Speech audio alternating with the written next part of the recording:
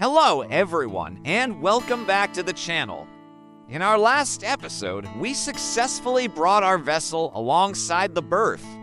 Today, we're diving into the final, crucial steps of the mooring process, completing the mooring operations. This is where we transition from a secured ship to a fully operational one, ready for cargo or passengers. So, let's get right into it. Once the ship is all fast, meaning all mooring lines are properly tensioned and secured on the bitts and the vessel is stable alongside the quay, the first order of business is to establish a safe connection to the shore. This is done by rigging the gangway. The gangway, or accommodation ladder, is the bridge between our ship and the land.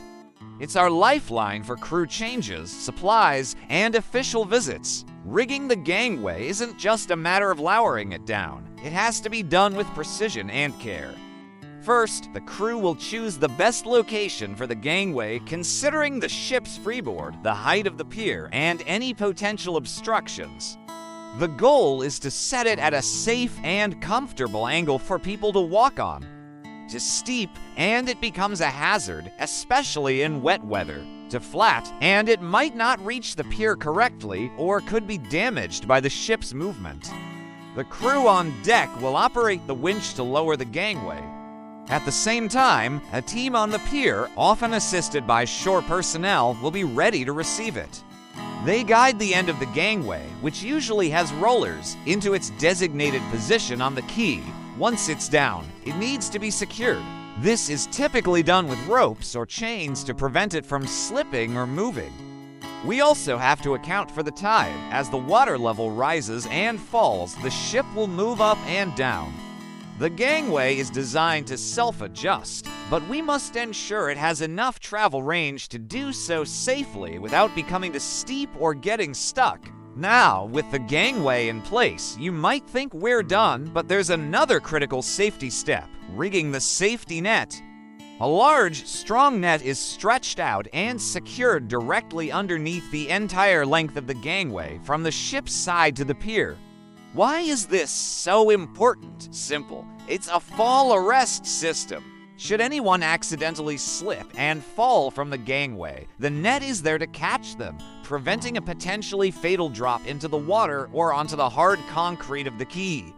This isn't just a good idea, it's a mandatory safety requirement under international maritime regulations, like SOLA's Safety of Life at Sea. The net has to be rigged properly, ensuring there are no gaps between it and the ship's hull or the pier edge. The crew will check that it's taut and secure before anyone is allowed to use the gangway. It's a simple piece of equipment that provides a massive amount of protection. At this point, we have a safe and secure access route to the shore. A sign is usually posted at the bottom of the gangway displaying the ship's name, its IMO number, and the port of registry. This is for official identification. We also need to think about security. The top of the gangway becomes the ship's single point of entry and exit. A crew member, known as the gangway watch, will be stationed here 24/7 while in port. Their job is to monitor everyone coming and going, check IDIS, maintain a log, and ensure that only authorized personnel are allowed on board. This is a key part of the ship's security plan. So, the mooring lines are fast, the gangway is down, the safety net is rigged, and the gangway watch is posted. What's next? Before any cargo can be loaded or unloaded, or any passengers can embark or disembark, we need the green light from the local authorities. This is where the Port Authority inspection comes in. As soon as we're all fast, the ship's agent, who is our representative on shore, will have notified the relevant port authorities of our arrival. This includes customs, immigration, and port health officials. Depending on the port and our last port of call, these officials will come on board to conduct their checks. They lines typically come up the gangway we just rigged and meet with the captain or the chief officer in the ship's office. Immigration will check the passports and visas of all crew members, ensuring everyone has the legal right to be in the country's waters. Customs will be interested in the ship stores things like alcohol, tobacco, and other bonded items and will want to see the cargo manifest. They need to ensure that no undeclared goods are being brought into the country. Then there's the Port Health Authority. They will review the ship's Maritime Declaration of Health, a document that confirms the health status of everyone on board and certifies that the ship is free from any infectious diseases. This has become an even more stringent check in recent years. They might also inspect the ship's sanitation systems and galleys to ensure everything is up to standard. These inspections are thorough and must be passed before the ship is granted free pratique, which is the official permission for the ship to begin operations. The officials will check our paperwork, stamp the necessary documents, and once they are satisfied that everything is in order, they will give us the clearance. Once clearance is given, the real work begins. The terminal will be notified and the cargo operations can commence.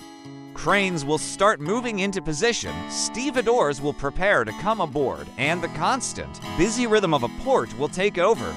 For passenger ships, this clearance is the signal to start disembarking guests for their shore excursions or welcoming new ones aboard. And that completes the entire mooring process, from the first approach to the final clearance. It's a complex, team-oriented operation that requires skill, communication, and a constant focus on safety. Every step is vital to ensuring the ship, its crew, and its cargo are safe and secure while in port. It's a procedure that is repeated in ports all over the world, day in and day out. Thank you so much for joining me on this detailed journey through the completion of mooring. I hope you found it interesting and learned something new about the incredible world of shipping. If you enjoyed this video, please give it a thumbs up and don't forget to hit that subscribe button and ring the notification bell so you won't miss our next adventure. We always appreciate your support. Until next time, stay safe and fair winds.